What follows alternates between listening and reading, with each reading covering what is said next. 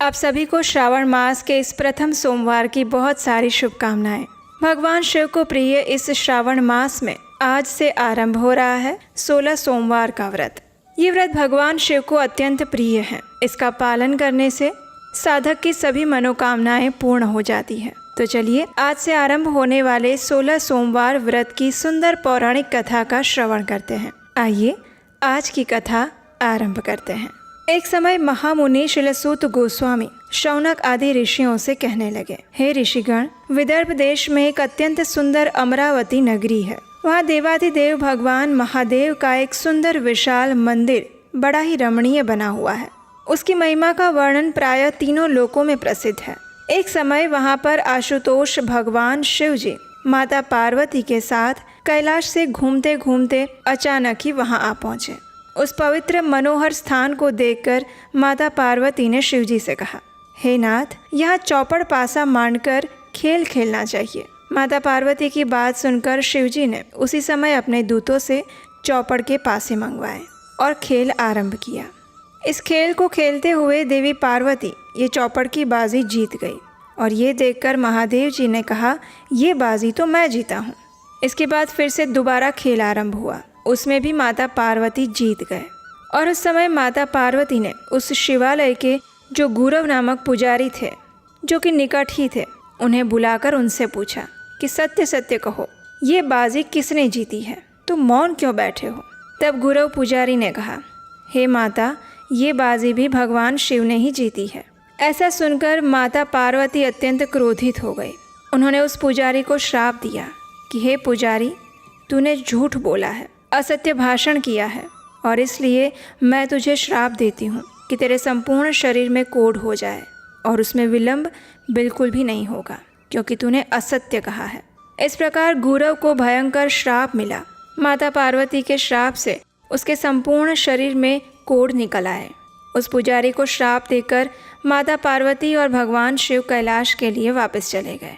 अब गुरव पुजारी इस महाविकट दुख के कारण चिंता में डूबने लगा कि आखिर मैं कहाँ जाऊँ, क्या करूँ, किस उपाय से इस रोग से निवृत्ति मिले। इस प्रकार वो मन ही मन व्याकुल होकर चिंता ही कर रहा था कि उसी समय स्वर्ग से एक अप्सरा पूजन की संपूर्ण सामग्री लेकर भगवान श्री महादेव जी का पूजन करने के लिए उस शिवालय में आई। वहाँ आते ही उस अप्सरा ने गुरव पुजारी को दुखी देखा और उससे पूछा, हे पुजारी, आपको ये कोढ़ किस प्रकार हुआ? तब गुरव ने बड़ी विनम्रता से सारा वृत्तांत कह सुनाया। उसने कहा कि मुझे माता पार्वती जी से ये श्राप मिला है क्योंकि मैंने असत्य वचन कहे थे। हे माता, अगर कोई उपाय है तो कृपया शीघ्र बताइए, ये कष्ट मुझसे सहन नहीं हो रहा है। इतना कहकर वो दुखी हुआ गुरव पुजारी उस अप्सरा के चरणों में गिर पड़ा। तब उस अप्सरा ने कहा, हे पुजारी, आप घबराइए मत। शुद्ध अंतःकरण और पूर्ण श्रद्धा से भगवान शिव के 16 सोमवार के व्रत का पालन करो। इससे आपका कोढ़ तत्काल ही दूर हो जाएगा।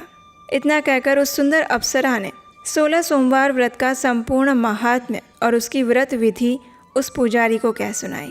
उसने ये भी कहा, हे गुरव, सोमवार के दिन संपूर्ण दिन निराहार रहना और फिर संध्या के समय में प्रदोष के समय माता पार्वती सहित शिवजी का पूजन करना, शास्त्रोक्त विधि विधान से, षोडश उपचार से और पंचाक्षर मंत्र ओम नमः शिवाय, इस महामंत्र का अधिक से अधिक जाप करना, भगवान शिव की कथा का श्रवण करना और कीर्तन भी करना।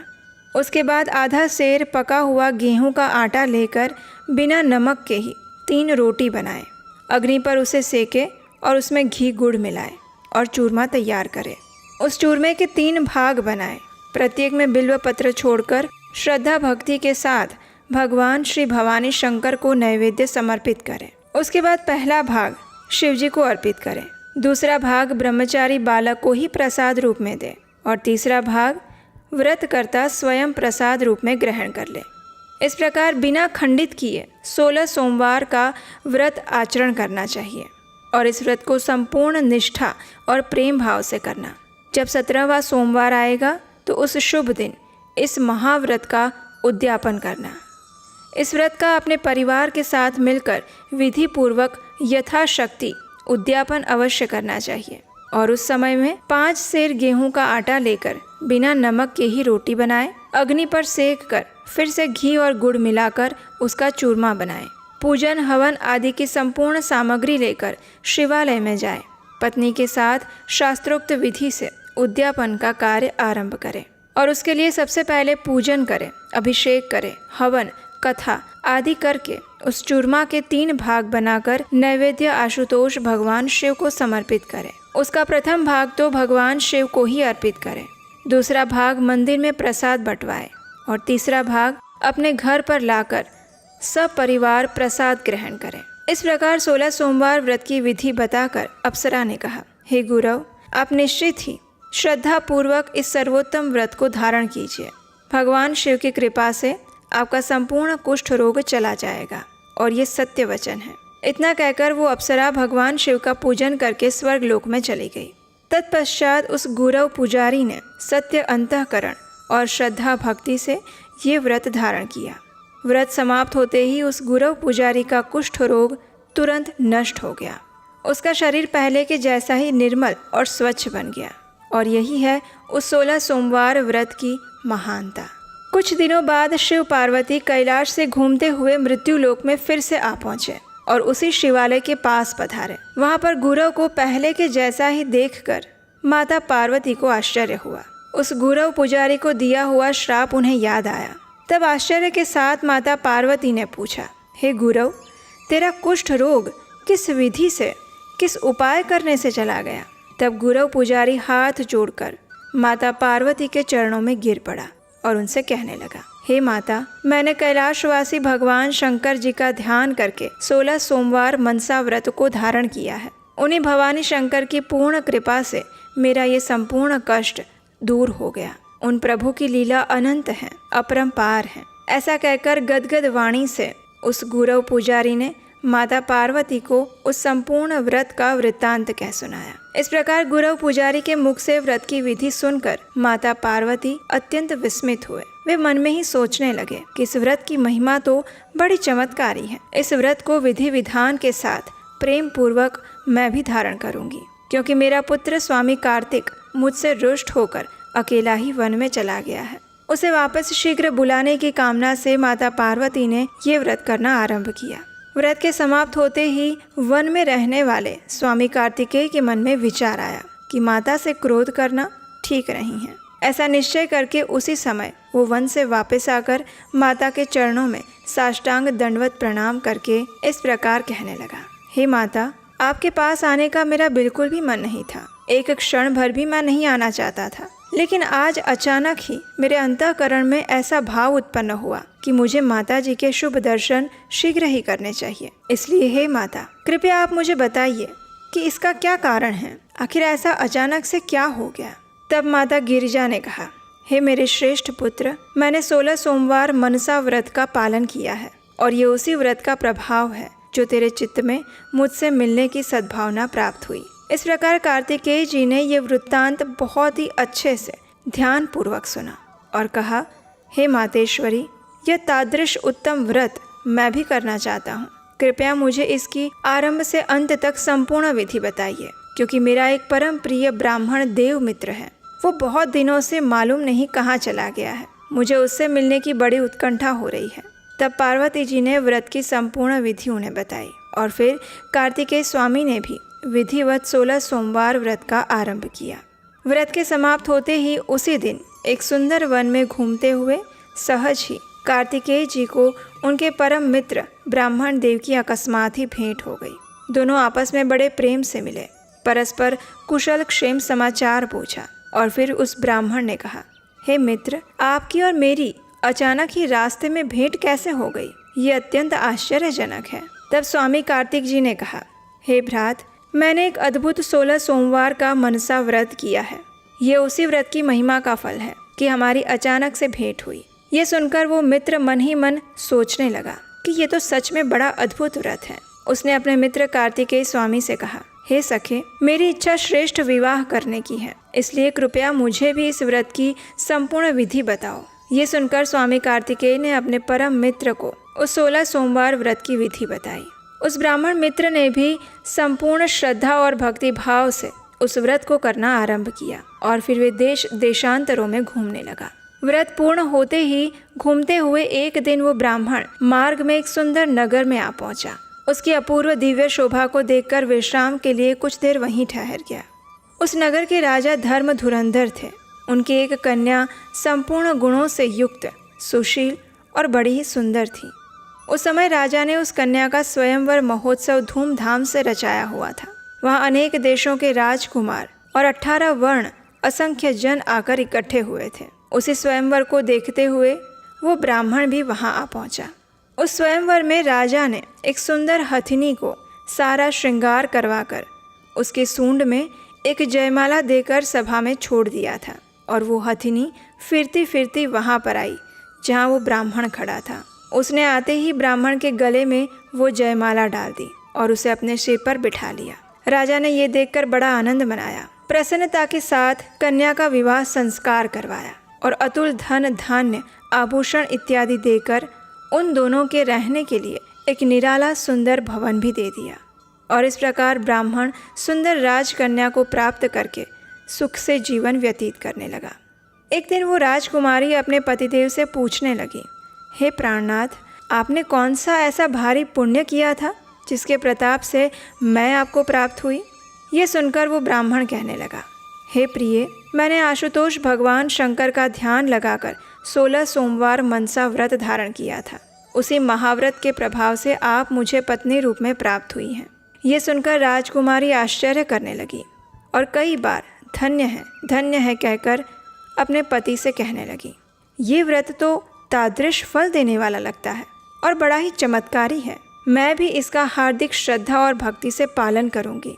मैं एक चिरंजीवी पुत्र की कामना रखती हूँ। इतना कहकर उस राजपुत्री ने ये व्रत करना आरंभ किया। व्रत के पूर्ण होते ही कुछ ही दिनों के अंदर राजकुमारी को भूत भावन भगवान शंकर की असीम कृपा से 100 वर्ष की उम्र वाला, सुशील, ज्ञानी, पुण्यशील, प्रतापवान और माता पिता की सेवा करने वाला आज्ञाकारी सुंदर पुत्र प्राप्त हुआ। वे दोनों ही पति पत्नी मन ही मन इस शिव महाव्रत की महिमा का वर्णन करते हुए और पुत्र को देखते हुए बड़े हर्षित होते रहे। इस प्रकार जब उस ब्राह्मण का पुत्र कुछ बड़ा हुआ तो थोड़े ही दिनों में अभ्यास करके संपूर्ण ज्ञान से निपुण हो गया। एक दिन विनयपूर्वक हाथ जोड़कर माता से प्रश्न करने लगा कि हे माता, मैं सकल गुण संपन्न आपको कौन से पुण्य तप के प्रताप से प्राप्त हुआ हूँ? ये सुनकर माता ने कहा, हे धर्मशील पुत्र, मैंने उत्तम शिव व्रत 16 सोमवार का मनसा व्रत भक्ति पूर्वक एकाग्र मन से धारण किया था, जिससे त्रिशूल पाणी भगवान महादेव ने प्रसन्न होकर हमारी मनोकामना पूर्ण की। ऐसा सुनकर उस पुत्र ने नम्रता से फिर पूछा, हे माता, इस परम श्रेष्ठ व्रत की विधि मुझे भी बताइए। मैं भी इस व्रत को शुद्ध अंतःकरण से करना चाहता हूँ। मेरी इच्छा दुखों से रहित होकर विशाल राज्य प्राप्त करने की है। तब माता ने इस 16 सोमवार व्रत की संपूर्ण विधि अपने प्रिय पुत्र को कह सुनाई और उसके बाद उस पुत्र ने भी इस व्रत को यथाविधि करना आरंभ किया। व्रत अभी पूर्ण भी नहीं होने पाया था कि एक विशाल देश के राजा, जिनकी बिल्कुल भी वृद्धावस्था हो चुकी थी, उसका कोई पुत्र नहीं था, मात्र एक कन्या संतान थी। उस समय राजा ने सारे राज्य भर में ये घोषणा कर दी कि मैं राज सहित अपनी कन्या स्वयंवर द्वारा प्रदान करूंगा। ये सुनकर विप्र कुमार भी वहां गया और स्वयंवर में कैलाश निवासी भगवान शंकर की कृपा से उस राजकन्या ने सर्वगुण संपन्न उस ब्राह्मण पुत्र को चुना। राजा ने श्रेष्ठ वेदोक्त विधि से कन्या का विवाह संस्कार करवाया और राज्य के संपूर्ण अधिकार राज्य सहित उस ब्राह्मण पुत्र को प्रदान किए और स्वयं वन में तप करने के लिए चले गए। इधर ब्राह्मण राजा व्रत के प्रभाव से अपनी धर्म पत्नी रानी के साथ अनेकों सुख भोगते हुए नीतिपूर्वक राज्य कर रहे थे। उसी समय जब व्रत पूर्ण होने में आया और 17वां सोमवार आकर प्राप्त हुआ, उस दिन राजा ने अपनी प्रियतमा रानी से सब सामग्री लेकर 5 सेर गेहूं का आटे का चूरमा बनाकर उसके बराबर 3 भाग करके भगवान शिव के मंदिर में चलने के लिए कहा। तब रानी ने मन ही मन विचार किया कि राजा ऐसी कृपणता क्यों कर रहे हैं। 5 सेर रुपयों की थाली भरकर शिवालय में क्यों नहीं पधारते। ऐसा पूर्ण निश्चय करके रानी ने 5 सेर रुपया थाली में भरकर अन्य सामग्री के साथ दास दासियों के साथ मंदिर में पहुंचा दिए और रानी पतिदेव के साथ शिव पूजन के लिए नहीं गई।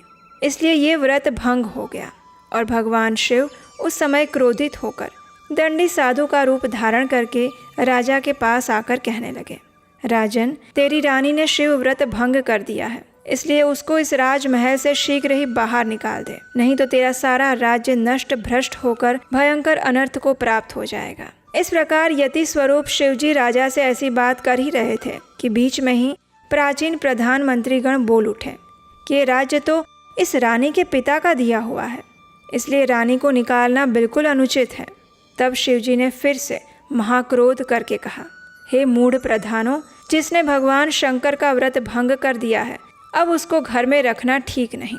तब राजा ने दोनों तरफ का विचार किया और उसी समय रानी को राजमहल से बाहर निकाल दिया।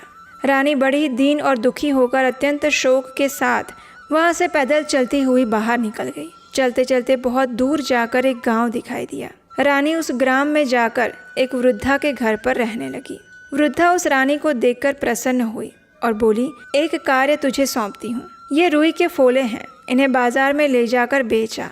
ये बात वृद्धा की सुनकर रानी हर्षित हुई और रुई के फोले लेकर बाजार में बेचने को गई। लेकिन वहाँ भगवान शंकर जी के प्रकोप से उसी समय ऐसी भयंकर आंधी चली जिससे रुई के सारे फोले उड़ गए।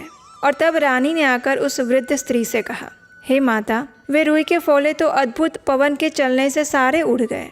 उस वृद्धा ने आश्चर्य युक्त वचन सुनकर रानी से कहा, अब तू मेरे घर पर नहीं रह सकती, शीघ्र ही यहाँ से चली जा। तब रानी वहाँ से निकलकर एक तैली के घर पर रहने लगी। उस तैली के यहाँ तेल के भरे हुए घट रखे थे। रानी की दृष्टि जब तेल पर पड़ी तो शिवजी के महाकोप से तत्काल ही सब घड़ों का तेल उड़ गया। तेली ये देखकर विस्मित होकर कहने लगा कि ये दीना स्त्री मेरे घर में नहीं रहनी चाहिए।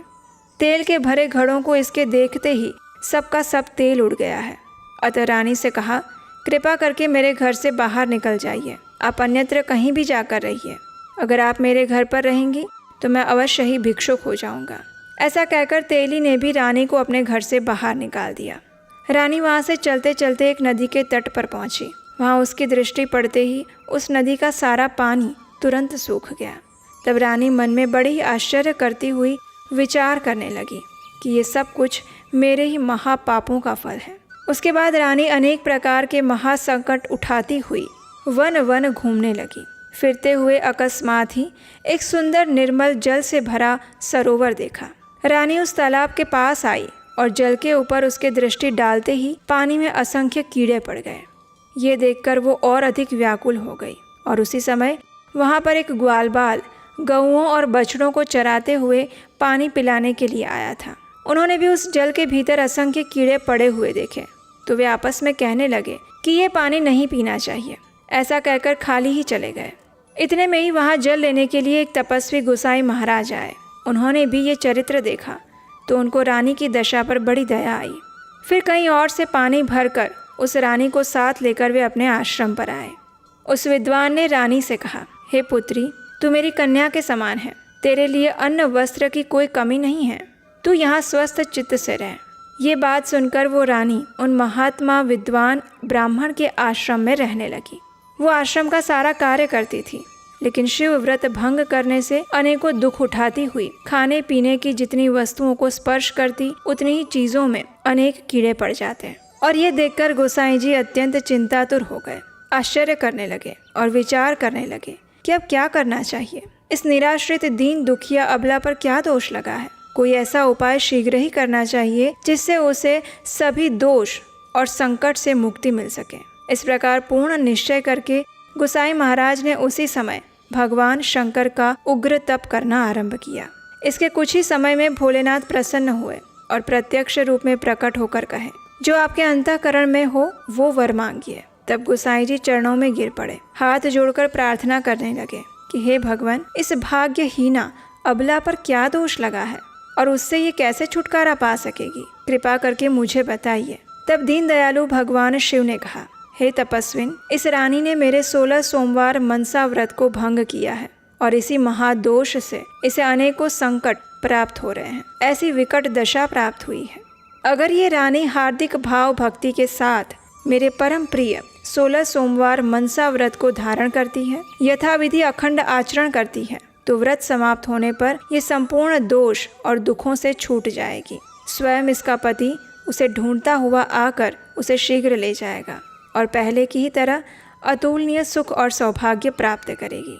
इस प्रकार वरदान देकर शिवजी कैलाश धाम में चले गए। उसके बाद गोसाई महाराज ने उस रानी से इस 16 सोमवार व्रत को करने के लिए कहा और रानी ने भी पूर्ण श्रद्धा और भक्तिभाव से इस व्रत को धारण किया। इस महाव्रत के पूर्ण होते ही रानी के सारे संकट दूर हो गए। इस व्रत के पुण्य प्रताप से कई दिनों में राजा एक दिन अपने मन में विचार करने लगे कि रानी की खोज कहीं करवानी चाहिए। ऐसा निश्चय करते ही तुरंत दूतों को बुलाकर रानी को ढूंढने के लिए चारों दिशाओं में भेजा। ढूंढते हुए वे उस स्थान पर आ गए जहाँ पर रानी गोसाई जी के आश्रम पर रहती थी। रानी और दूतों की परस्पर पहचान हुई। फिर दूतों ने जाकर रानी के संपूर्ण शुभ वृत्तांत को राजा को कह सुनाया। दूतों से ये संवाद सुनकर राजा अत्यंत प्रसन्न हुए। प्रधानमंत्री के साथ उस वन में आकर गोसाई महाराज से मिले और रानी को अपने साथ लेकर चलने को तैयार हुए। उस समय राजा ने गोसाई जी को वस्त्र आदि भेंट की और नम्रता से प्रार्थना करके क्षमा याचना की। तब गोसाई जी ने राजा से कहा, हे राजन, मैंने आज तक इस रानी को अपनी कन्या के समान रखकर पालन किया था, अब आप इसका पालन कीजिए।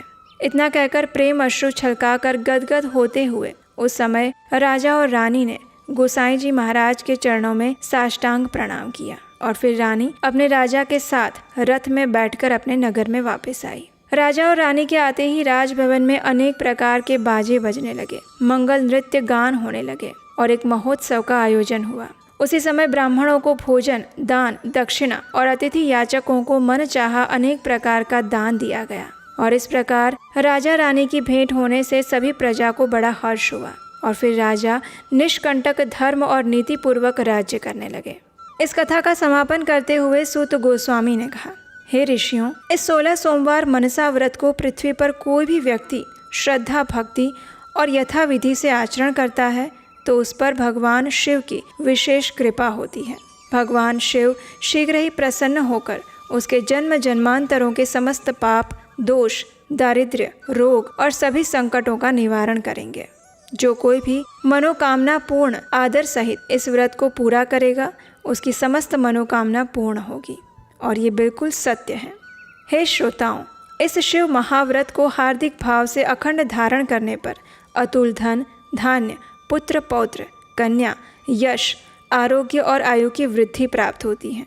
और इस कथा के अंत में सूत गोस्वामी कहते हैं, हे ऋषिगणों, जो भी इस कथा का मात्र श्रद्धा पूर्वक श्रवण भी करता है, एकाग्रता पूर्वक इसे सुनता है अथवा सुनाता है, उस पर भी भगवान श्री उमा महेश सदैव प्रसन्न रहते हैं। तो ये थी हमारी आज की 16 सोमवार व्रत की कथा। हमें आशा है कि इस कथा का श्रवण करके आप अपना 16 सोमवार का व्रत अवश्य संपन्न करेंगे और भगवान शिव को प्रसन्न करेंगे। इस श्रावण मास में अगर आप भगवान शिव की और कथाएं सुनना चाहते हैं तो इस समय हम अपने चैनल पर श्रावण मास के महात्म्य की कथाएं और शिव महापुराण की सुंदर प्राचीन कथाएं लेकर आ रहे हैं। उसे सुनने के लिए आप हमारे चैनल उपदेशाष्टकम पर जा सकते हैं और इस चैनल को अगर अभी तक नहीं किया है तो सब्सक्राइब करके रख सकते हैं। हम जानते हैं आपका समय अत्यंत मूल्यवान है और इसीलिए हम जो भी कथा लाते हैं वो प्रमाणभूत, बिना किसी मिलावट, शुद्ध शास्त्रों से लेकर आते हैं, आपके समय की कीमत करते हुए। और अगर इस वैदिक प्रचार कार्य में आप भी अपना हाथ बटाना चाहते हैं तो आने वाली कथाओं को बनाने के लिए आप हमें अपना आर्थिक योगदान भी दे सकते हैं। स्क्रीन पर नंबर दिया गया है। इससे वैदिक प्रमाणभूत कथाओं का प्रचार करने का सहयोग और पुण्य फल आपको भी प्राप्त होगा। तो चलिए आज 16 सोमवार व्रत के प्रथम दिन भगवान शिव से पूर्ण भक्तिभाव और श्रद्धा के साथ प्रार्थना करते हैं कि वे हमें उनकी विशेष कृपा प्रदान करें। हरे कृष्ण।